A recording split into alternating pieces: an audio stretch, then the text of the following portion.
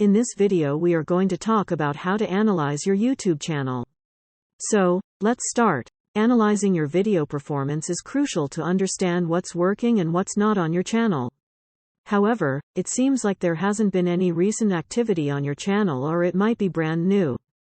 That's perfectly okay. Here's a general guide on how you can analyze your video performance once you start posting content. 1. Views. This is the most basic metric. It tells you how many times your video has been watched. 2. Watch time. This is even more important than views. YouTube values how long you can keep viewers on their platform.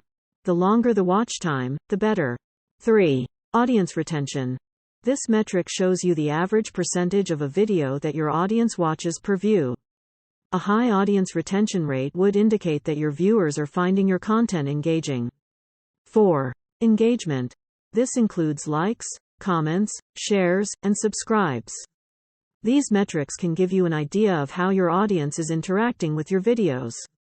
5. Click-through rate. Center. This tells you how often people have clicked on your video after seeing it in their YouTube feed. A high center means your thumbnails and titles are appealing. 6. Impressions. This is the number of times your video's thumbnail was shown to viewers.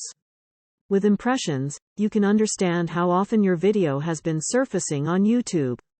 Remember, these metrics are interconnected.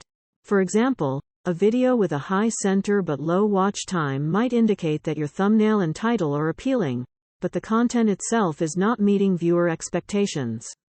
Once you start posting content and gathering data, you can use these metrics to guide your content strategy and make improvements where necessary. Happy creating! Movie camera glowing star. Thanks for watching. Don't forget to like and subscribe.